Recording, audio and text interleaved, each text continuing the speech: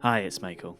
Although this episode is about the real events from history that inspired one cataclysmic event in the Game of Thrones series, I feel like I should probably let you know that this show contains spoilers for Season 3 Episode 9, The Reigns of Castamere. Also, while I've got you, go and leave us a wee rating and review in your podcast app of choice. It really helps, honest. You probably already know all about the world of Game of Thrones. George R.R. Martin's book series and the TV show of the same name have been a pop culture staple for years.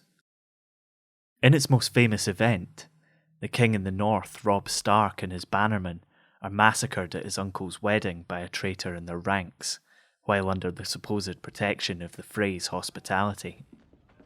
I feel I've been remiss in my duties. I've given you meat and wine and music, but I haven't shown you the hospitality you deserve. My king has married, and I owe my new queen a wedding gift.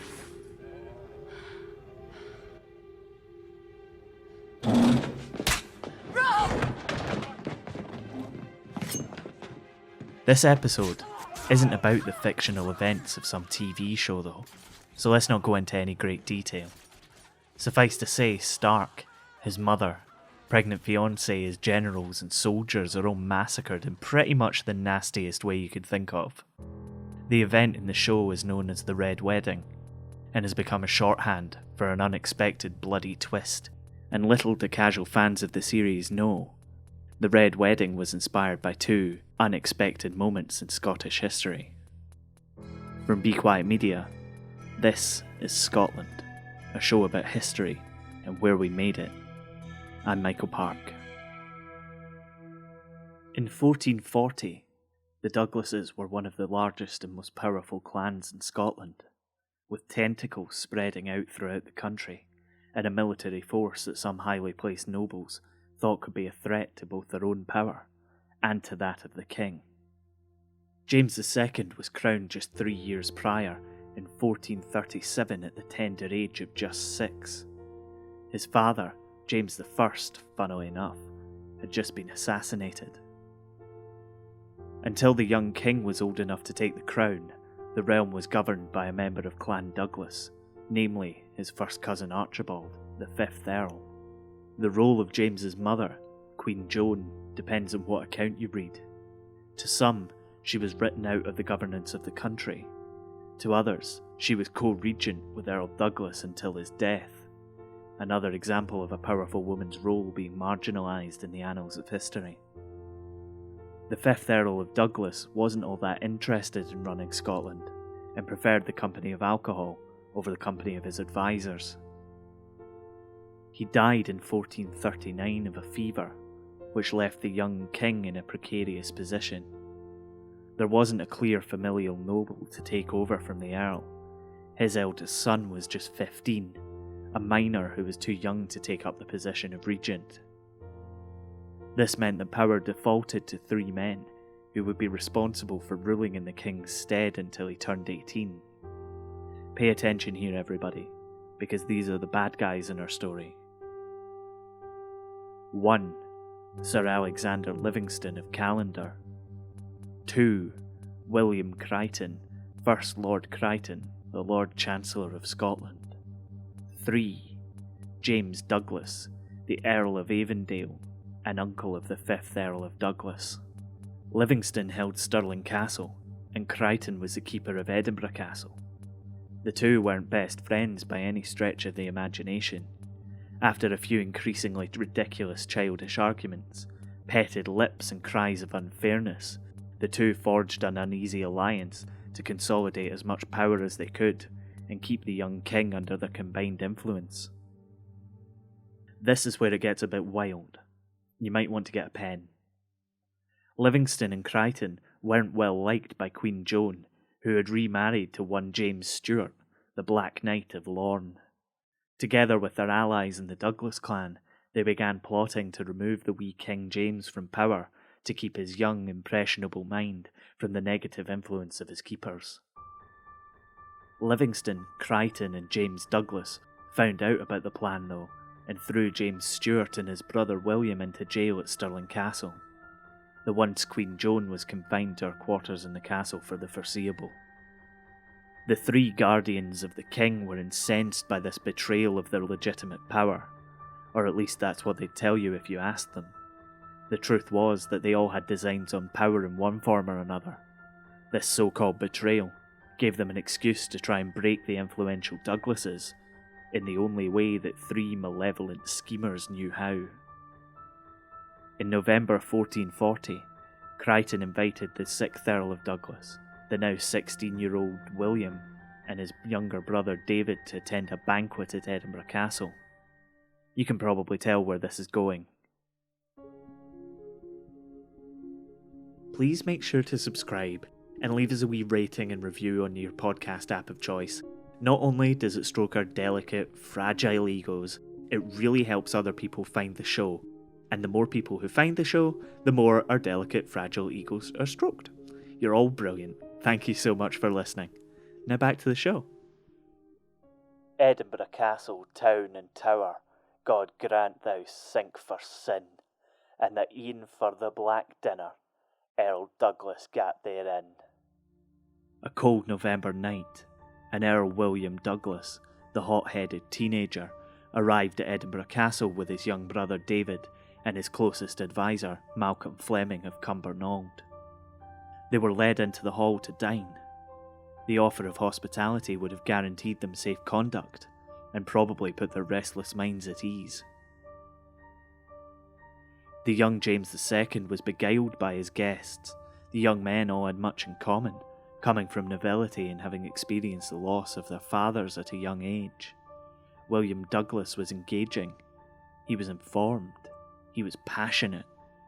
He was dangerous.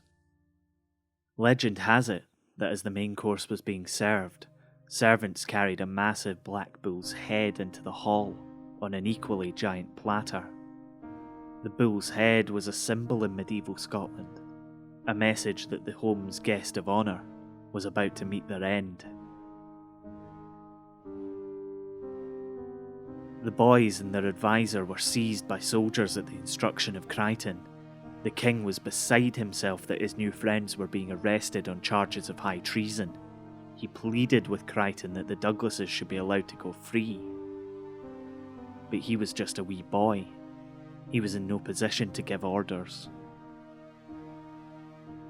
The boys and their advisor were put in front of a kangaroo court, found guilty in mere minutes, and sentenced to death. They were taken to Castle Hill as quickly as possible. The supposed traitors' necks were for the block. The young Earl insisted that his brother be executed first, to save him the pain and fear of having to watch his brother die. All 3 lives ended on the blade of the executioner's axe. That part is true. The bull at the banquet? I'll let you make your own mind up about that. The real villain of the 3 may well have been the young Earl's great-uncle James, the other man who was charged with running the country in the king's youth. With the 2 male heirs of old Earl Douglas done away with, the scheming second son of the 3rd Earl, who was nearly 70 when the boys were executed, inherited the title of Earl of Douglas and control of the clan's vast estates and, of course, abundant wealth. If you're listening to the show and you want to hear something about your favourite period of Scottish history, then give us a shout. Our schedule for 2019 is almost full, but there are a couple of slots left. Give us a shout on Twitter, email scotland@bequiet.media, or get in touch on Facebook. That's what Judy did, and her story is coming up right about now. Murder under trust was one of the ultimate betrayals in medieval Scotland. To be honest, it probably still is. It wouldn't be too polite to invite that person you don't like from work round for dinner, and then bump them off over a Caesar salad. Hospitality in the Highlands was such that if someone came to you as a friend seeking help or shelter, you couldn't turn them away, even if they were your worst enemy. It was also part of the law, designed to put paid to clan leaders solving problems in bloody ways. The Highland clans held significant power as the 17th century hurtled towards its final act, but they had developed a bloodthirsty reputation among the supposedly more enlightened lowlanders. Scotland was in turmoil too. The so-called Glorious Revolution had seen King James VI of Scotland deposed and replaced by his Protestant daughter Mary and her husband. Many of the clans had fought on the side of the deposed king and remained loyal to him. This was the beginning of the Jacobite uprising, but that's a story for another time. Once the first uprising was put down, the new royal family decided to let bygones be bygones and offered the clan chiefs an opportunity to give up their allegiance to King James and swear their loyalty to Queen Mary and King William. Not only would they be on the right side of the new monarchs, they would all receive a nice wee financial reward. Most of the chiefs took the deal. The MacDonalds of Glencoe, who had even managed to develop a reputation for lawlessness with the previous regime, were really keen to get their hands on the money, and their chief, Alistair MacLean, was one of the signatories to a declaration which signalled their intention to swear fealty to the new Protestant monarchy. 2 months later, a royal proclamation promised a full pardon for anyone who took the oath before January 1st, 1692. This was music to MacLean's ears. His clan were fugitives on both sides of the divide. The chiefs met in secret and decided to take the oath unless their former king returned, in which case they would abandon it and fight alongside the Catholic Jacobites. The old King James eventually gave his permission. There was no chance of him mounting an invasion of Scotland in the time he had available, but it did not reach Alistair MacLean, chief of the Glencoe MacDonalds, until late December, and he didn't set out until 2 days before the deadline. The letter to James had been sent in October, and although mail took a long time to reach its destination in those days, there was something strange in the length of time it took the deposed king to reply. Had they been less trusting, the chiefs might have wondered why it took so long. Entered John Dalrymple, the Secretary of State for Scotland. He had been part of James II's government, but turned court as soon as he was deposed. Dalrymple was a lowlander, a shrewd, ambitious career politician who believed the Highland clan's way of life wasn't in keeping with the mores of a modern kingdom. He would use any excuse he could to put an end to their centuries-old lifestyle. His spies in London intercepted the king's letter, giving the chiefs permission to swear loyalty to William and Mary. The letter also let slip their secret plan to abandon their oath should the former king return. The discovery was greeted with a mixture of joy and fury by Dalrymple, who quickly dispatched men north to Fort William. They were to stand by, ready to punish any clan who missed the January 1st deadline. By the time the letter got to MacLean of Glencoe, it was obvious he was never going to make it to Inverary in time to sign the oath. He set out for Fort William. Governor Hill met with MacLean at the fort, but Hill was not authorised by the Crown to take his oath. He was sent on to Inverary with a letter signed by Hill as evidence that he had made it before the cut-off. MacLean arrived in Inverary on 2nd of January. They had to wait for the magistrate to return from his Hogmanay celebrations, which saw MacLean and his men waiting around, kicking their heels until the 6th. The magistrate returned. MacLean handed over the letter of protection from Governor Hill, took the oath, and returned home. No harm done. But something had happened. Between the letters reaching Edinburgh and them being read by the Privy Council, something had rendered MacLean's signature invalid. They had been late. There would be consequences. Dalrymple was buzzing. Dalrymple was responsible. My Lord Argyle tells me that Glencoe hath not taken the oath, at which I rejoice. It's an act of great charity to be exact in routing out that damnable sept, the worst in all the Highlands. It wasn't just the MacDonalds.